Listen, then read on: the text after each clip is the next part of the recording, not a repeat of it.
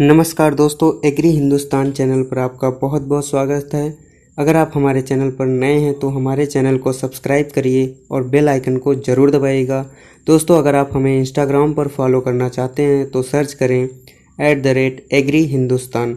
वहाँ पर आपको बहुत ही ज़्यादा इफ़ेक्टिव फॉर्म में एग्रीकल्चर से रिलेटेड अपडेट्स मिलेंगी और फ़ोटोज़ वाली पोस्ट मिलेंगी जिसमें एग्रीकल्चर से रिलेटेड इम्पॉर्टेंट फैक्ट शेयर किए होंगे। दोस्तों, आज के इस वीडियो में हम बात करेंगे एग्रीकल्चर एक्सटेंशन से रिलेटेड ऑल इम्पॉर्टेंट फैक्ट्स के बारे में, जो कि विभिन्न प्रकार के एग्ज़ाम्स जैसे BHU, ICR, JRF और FAO, technical assistant of agriculture and sugar cane supervisor, जो भी हो जो एग्रीकल्चर से रिलेटेड हो उन सब के लिए इम्पॉर्टेंट है। तो चलिए आइए इस वीडियो सेशन को स्टार्ट करते हैं। तो दोस्तों, सबसे पहले हम देखेंगे जो एक्सटेंशन है ये दो लैटिन वर्ड से डिराइव्ड हुआ है। Means extension is derived from 2 Latin words. ये एक बहुत ही ज़्यादा इम्पॉर्टेंट क्वेश्चन है जो कि एंट्रेंस एग्ज़ाम्स और अन्य एग्रीकल्चरल एग्ज़ाम्स में पूछता है। तो वो दो लैटिन वर्ड कौन कौन से हैं? तो पहला जो लैटिन वर्ड है वो है एक्स, जिसका मतलब होता है आउट, और जो दूसरी वर्ड है लैटिन वर्ड टेंसिस, उसका मतलब होता है स्ट्रेचिंग यानी तनाव या फिर विस्तार। तो ये बहुत ही ज़्यादा इम्पॉर्टेंट है कि एक्सटेंशन एक लैटिन वर्ड है जो कि दो शब्दों से मिलकर बना है। पहला जो है एक्स जिसका मतलब होता है आउट, और दूसरा है टेंसिस जिसका मतलब होता है स्ट्रेचिंग। तो दोस्तों, ये फैक्ट बहुत ही ज़्यादा इम्पॉर्टेंट है और अलग अलग एग्जाम्स में अलग अलग तरीके से क्वेश्चंस को बनाकर पूछा जाता है। तो चलते हैं अब दूसरे फैक्ट के बारे में। तो दूसरा फैक्ट है एजुकेशन। व्हाट इज़ एजुकेशन, यानी एजुकेशन क्या है? तो production of desirable changes in human behaviour through gaining desirable knowledge, attitude and mental और manual skill is called education. इसका मतलब कि जो ह्यूमन बिहेवियर में डिजायरेबल चेंजेस को प्रोड्यूस करना, चाहे वो उसके नॉलेज से रिलेटेड हो, उसके एटीट्यूड से रिलेटेड हो, या फिर मेंटल या फिर मैनुअल स्किल में डिजायरेबल चेंज लाए, वो हमारा कहलाता है एजुकेशन। तो ये भी बहुत ही ज़्यादा इम्पॉर्टेंट है। तो अब चलते हैं हम नेक्स्ट फैक्ट के बारे में। जो एक्सटेंशन का नेक्स्ट फैक्ट है बहुत ही ज़्यादा इम्पॉर्टेंट है, तो वो है क्लासिफिकेशन ऑफ कम्युनिकेशन, यानी कम्युनिकेशन का क्लासिफिकेशन। तो दोस्तों, according to use and nature of contact, use और नेचर ऑफ कॉन्टैक्ट के अनुसार जो कम्युनिकेशन का क्लासिफिकेशन है वो 3 पार्ट में डिवाइड है। जो हमारा पहला पार्ट है वो है इंडिविजुअल कॉन्टैक्ट मेथड, दूसरा जो पार्ट है वो है ग्रुप कॉन्टैक्ट मेथड्स, और तीसरा जो है मास कॉन्टैक्ट मेथड। तो दोस्तों, कभी कभी ये पूछ भी लिया जाता है कि communication on the basis of use and nature of contact के हिसाब से जो कम्युनिकेशन है वो कितने भागों में क्लासीफाई किया गया है। तो हमारा जो राइट आंसर होगा वो होगा 3 पार्ट में डिवाइड हुआ है। वो कौन कौन सा है? इंडिविजुअल कॉन्टैक्ट मेथड, दूसरा है ग्रुप कॉन्टैक्ट मेथड, और तीसरा जो है वो है मास कॉन्टैक्ट मेथड। अब चलते हैं, इसके जो पहला क्लासिफिकेशन है वो है इंडिविजुअल कॉन्टैक्ट मेथड। इसको थोड़ा फैक्ट अबाउट फैक्ट से रिलेटेड जानकारी देते हैं आपको। तो जो इंडिविजुअल कॉन्टैक्ट मेथड है, इसमें क्या होता है दोस्तों? Contact is face to face और पर्सन टू पर्सन, यानी जो हमारा कॉन्टैक्ट होता है वो फेस टू फेस या फिर पर्सन टू पर्सन होता है। हम उनसे डायरेक्ट मीट करते हैं, वो हमारे आमने सामने होते हैं, और इस तरीके से हमारा जो कांटेक्ट होता है और हम अपने आइडियाज़ को शेयर करते हैं आपस में। दूसरा जो इम्पोर्टेंट पॉइंट है वो है it is very effective in teaching, quantum of feedback available is very high but slow in communication. तो दोस्तों, जो इंडिविजुअल कांटेक्ट मेथड है यह टीचिंग प्रोसेस में बहुत ही ज़्यादा इफ़ेक्टिव है, और इसमें जो फीडबैक अवेलेबल होता है वो बहुत ही ज़्यादा हाई होता है, लेकिन कम्युनिकेशन जो प्रोसेस होता है वो स्लो होता है। और इसके जो इम्पोर्टेंट एग्जाम्पल्स हैं दोस्तों, ये एग्ज़ाम्स में पूछते हैं कि office call, personal letters and result demonstration, या फिर farm and home visit, personal contact, या फिर टेलीफोन कॉल, ये किस कांटेक्ट मेथड यानी किस कम्युनिकेशन का पार्ट है? तो ये सारे इंडिविजुअल कांटेक्ट मेथड के पार्ट हैं। क्यों? क्योंकि अगर हम पर्सनल लेटर लिखते हैं तो भी हमारे जो कांटेक्ट होगा वो इंडिविजुअल होगा, क्योंकि एक तो हम अपने तरफ से लेटर लिखेंगे और जो लेटर जिसके लिए लिखेंगे हमारे आइडियाज़ और नॉलेज सिर्फ उसी से ही शेयर होंगे। और जब हम फ़ोन पे या फिर टेलीफोन कॉल पे बात करेंगे तो एक तो हम बात करेंगे और जिससे हम बात करेंगे बस उसी से हमारे आइडियाज़ शेयर होंगे। तो इसलिए ये इंडिविजुअल कांटेक्ट मेथड कहलाता है, क्योंकि हम इंडिविजुअली किसी से बात करते हैं और अपने आइडियाज़ को शेयर करते हैं। तो दोस्तों इसके जो एग्जांपल्स हैं उसको याद कर लीजिएगा, बहुत ही ज़्यादा इम्पॉर्टेंट है।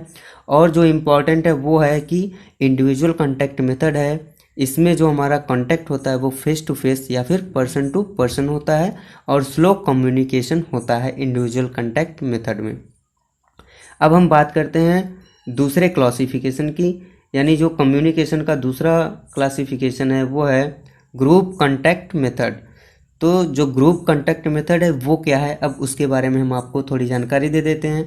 ए ग्रुप ऑफ 2 to 30 पर्सनस, यानी ग्रुप कांटेक्ट मेथड में जो हमारे पर्सन्स होंगे वो 2 से 30 पर्सन होंगे।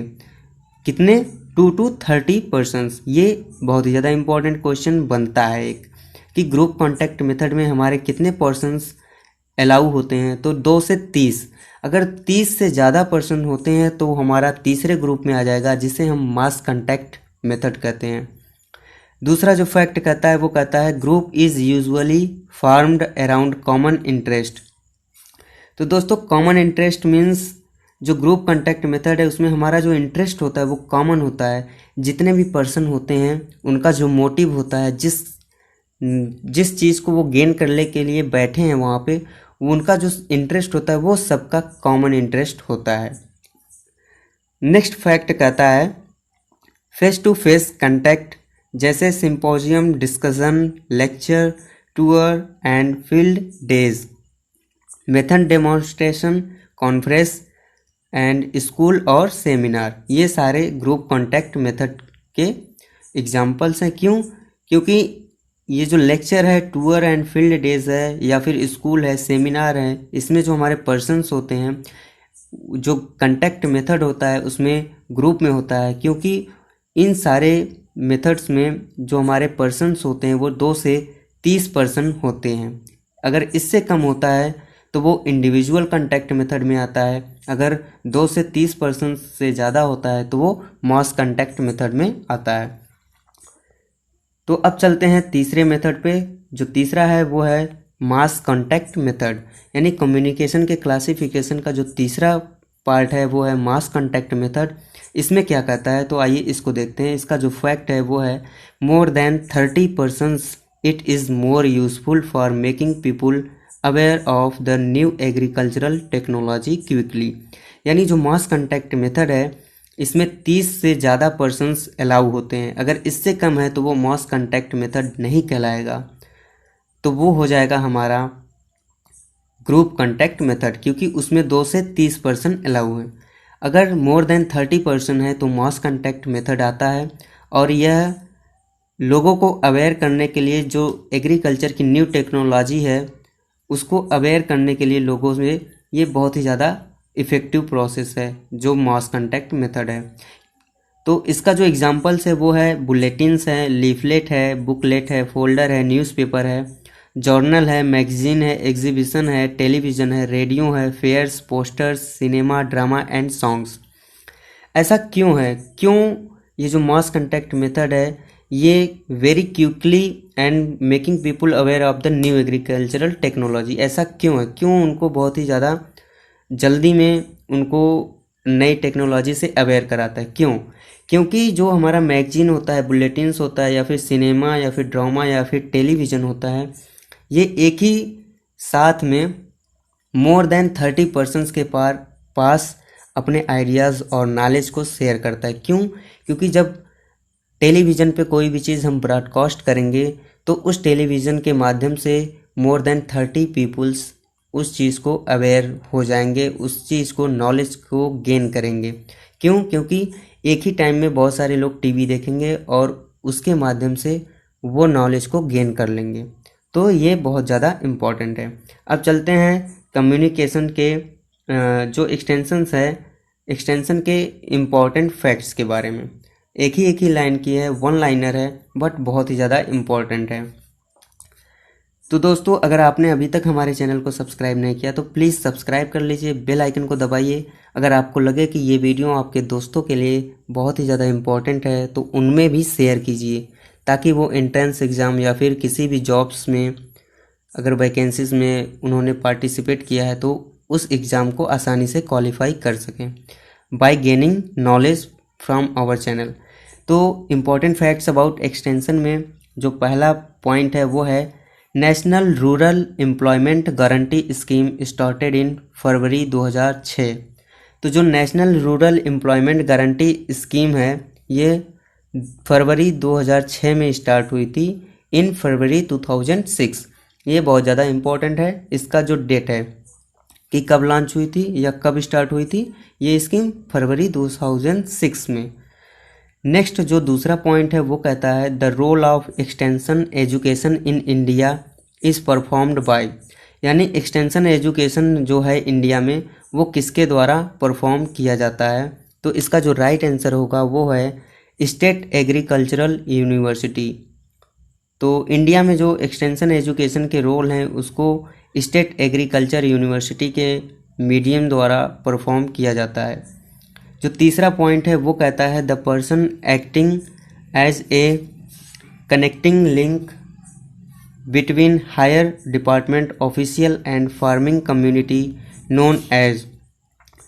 तो वो जो कहलाता है वो कहलाता है विलेज एक्सटेंशन वर्कर, जो हायर डिपार्टमेंट ऑफिशियल और फार्मिंग कम्युनिटी से लेकर हमारे फार्मर के बीच जाता है और अपने जो एक्सटेंशन वर्कर होता है वो नॉलेज को शेयर करता है वहाँ पे। तो वो जो हमारा कहलाता है लिंक जो कहलाता है वो है विलेज एक्सटेंशन वर्कर। अब चलते हैं नेक्स्ट, यानी जो हमारा फोर्थ फैक्ट है अबाउट एक्सटेंशन वो है a demonstration which shows the value और worth of the new practice is, यानी डिमॉन्स्ट्रेशन का वह कौन सा प्रैक्टिस है, वो कौन सा मेथड है जो value of the new practice को शो करता है। तो इसका जो राइट आंसर होगा वो है रिजल्ट डिमॉन्स्ट्रेशन। दोस्तों, ये कई बार BHU एंट्रेंस एग्जाम्स में पूछ चुका है जो कि MSc से रिलेटेड है। अब पांचवा पॉइंट बोलता है a process of initiating a conscious and purposeful action is called as motivation, यानी वह कौन सा प्रोसेस है जिसमें पर्पसफुल और कॉन्शियस एक्शन यूज़ होता है, तो वो कहलाता है मोटिवेशन। अब नेक्स्ट पॉइंट चलते हैं 6। तो इसमें बोला गया है एग्रीकल्चरल एक्सटेंशन वर्कर इज़। तो एग्रीकल्चर जो एक्सटेंशन वर्कर होते हैं वो क्या कहलाते हैं, वो कहलाते हैं अ मैसेंजर मैन। ये इम्पोर्टेंट है। सातवां जो पॉइंट है वो बोलता है एक्सटेंशन टीचिंग इज़। जो एक्सटेंशन टीचिंग होता है दोस्तों वो हॉरिजेंटल होता है। ये भी कई बार एग्जाम्स में पूछ चुका है। नेक्स्ट फैक्ट पे चलते हैं, फैक्ट नंबर 8। इसमें बोला गया है institutionalised chronologically graded and hierarchically structured education system is, यानी जो इंस्टीट्यूशनलाइज्ड क्रोनोलॉजिकली और graded well structured education system होता है वो क्या कहलाता है, तो वो फॉर्मल एजुकेशन कहलाता है। नेक्स्ट पॉइंट है 9 सेंसरी सिचुएशन इज़ मोर इन। तो जो सेंसरी सिचुएशन होता है वो सबसे ज़्यादा इंटरपर्सनल कम्युनिकेशन प्रोसेस में होता है। तो sensory situation is more in interpersonal communication, यही इसका राइट आंसर होगा। Point number 10। तो पॉइंट नंबर 10 में कहा गया है ओवर एडॉप्शन में ड्यू टू। तो ओवर एडॉप्शन किसके द्वारा होता है, तो इनसफिशिएंट नॉलेज के कारण ही ओवर एडॉप्शन हम कर सकते हैं, या हमारा जो ओवर एडॉप्शन हो जाता है कभी कभी वो इनसफिशिएंट नॉलेज के कारण होता है। पॉइंट नंबर 11 इसमें बोलता है फार्म मैनेजमेंट इज़ एन। तो फार्म मैनेजमेंट एक प्रकार से क्या है, तो farm management is an intra farm science. Farmers obtain short term loans from central cooperative bank. जो फार्म मैनेजमेंट है वो एक इंट्रा फार्म साइंस है, और जो फार्मर्स होते हैं वो शॉर्ट टर्म लोन्स कहाँ से ऑब्टेन करते हैं, कहाँ से लेते हैं, तो वो सेंट्रल कोऑपरेटिव बैंक। दोस्तों ये दो पॉइंट है, farm management is an intra farm science ये अलग पॉइंट है, और farmers obtain short term loans from central cooperative banks ये अलग पॉइंट है, बट एक ही में गलती से लिखा गया है, बट आप कंफ्यूज मत होइएगा। तो अब चलते हैं नेक्स्ट पॉइंट के बारे में। तो हमारा नेक्स्ट पॉइंट है पॉइंट नंबर 12। तो पॉइंट नंबर 12 में बोला है the most effective approach for personal contact is. तो पर्सनल कॉन्टैक्ट के लिए सबसे ज़्यादा इफेक्टिव अप्रोच कौन सा है, तो टेलीफोन कॉल्स ये सबसे ज़्यादा इफेक्टिव अप्रोच है पर्सनल कॉन्टैक्ट के लिए। पॉइंट नंबर 13 यानी 13वां, तो इसमें बोला गया है the accepted ways of getting meeting folks wing training. ये एक्सेप्टेड वेज हैं। The young supporting the ages etc are called customs. यानी जो एक्सेप्टिंग वेज है मीटिंग फोक्स विंग ट्रेनिंग, ये supporting the ages etc called customs, यानी रूढ़िवादी या फिर हम कह सकते हैं रीति रिवाज। नेक्स्ट पॉइंट आता है 15 which is audio visual aids. तो ऑडियो विजुअल एड्स कौन सा है, पपेट शो। पपेट शो हमारा जो है वो ऑडियो विजुअल एड्स है। पॉइंट नंबर 16 इसमें बोला गया है the most influence type of demonstration is. सबसे ज़्यादा इन्फ्लुएंसिंग डिमॉन्स्ट्रेशन टाइप कौन सा है, तो वो है मेथड डिमॉन्स्ट्रेशन। इसका जो राइट आंसर होगा मेथड डिमॉन्स्ट्रेशन। पॉइंट नंबर 17 पे चलते हैं।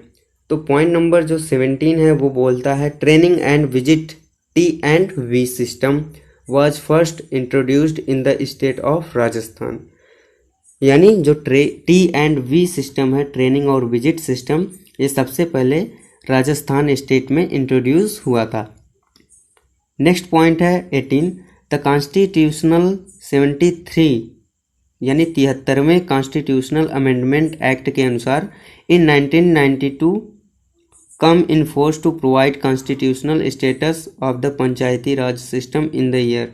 तो पंचायती राज सिस्टम जो है वो कब आई हुई थी, 1993 में आई थी, ये इसका मतलब है। नेक्स्ट है which one is a non formal education. तो एग्रीकल्चरल एक्सटेंशन एजुकेशन एक प्रकार का नॉन फॉर्मल एजुकेशन है। ऐसा क्यों है, क्योंकि जो एग्रीकल्चरल एक्सटेंशन एजुकेशन है उसमें कोई भी इंस्टीट्यूशनलाइज्ड या फिर क्रोनोलॉजिकली या वेल स्ट्रक्चर्ड एजुकेशन सिस्टम नहीं होता है। ये इसमें हम फार्म से रिलेटेड जानकारी देते हैं, इसलिए ये एक नॉन फॉर्मल एजुकेशन कहलाता है। जो हमारा एग्रीकल्चरल एक्सटेंशन एजुकेशन है वो नॉन फॉर्मल एजुकेशन है। क्वेश्चन नंबर या फिर पॉइंट नंबर 20 जो है इसमें बोला गया the two important principles of extension education are participating and leadership.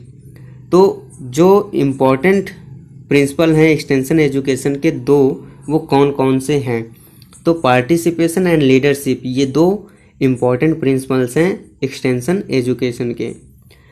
Next है दोस्तों पॉइंट नंबर 21। तो पॉइंट नंबर 21 में बोला गया है cooperative society is basic institution for. जो कोऑपरेटिव सोसाइटी है वो बेसिक इंस्टीट्यूशन है किसके लिए, तो socio economic growth of villagers के लिए यह एक बेसिक इंस्टीट्यूशन है। अब चलते हैं नेक्स्ट पॉइंट पे। जो हमारा नेक्स्ट है दोस्तों ये बहुत ही ज़्यादा इम्पोर्टेंट है, इसको आप अपने नोट्स में राइट डाउन कर लीजिएगा क्योंकि इनमें से क्वेश्चन पूछता है कि categories of adopters according to innovativeness. तो जो एडॉप्टर्स की कैटेगरीज होती है दोस्तों वो कुछ इस प्रकार होती है innovators, early adopters, early majority, late majority and laggards. तो इसमें क्वेश्चन कैसे बनता है, जैसे कि कैटेगरीज ऑफ एडॉप्टर्स में इनोवेटर्स का पार्टिसिपेशन कितना है। तो आप देख सकते हैं फर्स्ट में जो ये जो ग्राफ दिखा गया है इसमें जो इनोवेटर्स है इनका जो पोर्शन है ये 2.5% है यानी 2.5%। तो adopters of categories of adopters में इनोवेटर्स का पार्टिसिपेशन कितना है 2.5%। और जो अर्ली एडॉप्टर्स हैं सेकेंड पोजीशन पे आप देख सकते हैं 13.5%। यानी अर्ली एडॉप्टर्स कितना पार्टिसिपेशन देते हैं अपना 13.5%, 13.5%। एंड येलो कलर में आप देख सकते हैं अर्ली मेजॉरिटी। तो अर्ली मेजॉरिटी जो ग्रुप है वो 34% पार्टिसिपेट करती है, या 34% उनका योगदान होता है प्रोडक्ट एडॉप्शन कर्व में। और जो लेट मेजॉरिटी है, लेट मेजॉरिटी में 34% हैं, और जो लैगर्ड्स हैं इनमें 16% हैं। तो दोस्तों ये ग्राफ आपके लिए बहुत ही ज़्यादा इम्पोर्टेंट है। अधिकतर इनमें से जो पूछता है उसका जो इम्पोर्टेंट क्वेश्चन बनता है वो है how many percentage participation of innovators in adoption curve. तो इनोवेटर्स का आप देख सकते हैं ऑरेंज कलर में यहाँ पे थोड़ा ईटे जैसा कलर है, वो है 2.5%। इनोवेटर्स का कितना परसेंट है 2.5%। तो ये परसेंटेज आपको याद कर लेना है। ठीक दोस्तों, अब चलते हैं कुछ इम्पोर्टेंट बात, जैसे कि अगर आप हमारे चैनल पर नए हैं तो प्लीज़ हमारे चैनल को सब्सक्राइब कर लीजिए और बेल आइकन को ज़रूर क्लिक करिए। अगर आपको हमारा वीडियो पसंद आया तो अपने दोस्तों में अभी के अभी शेयर कर लीजिए, और हाँ लाइक करना न भूलें। तो थैंक यू दोस्तों, thank you so much for watching this, thank you.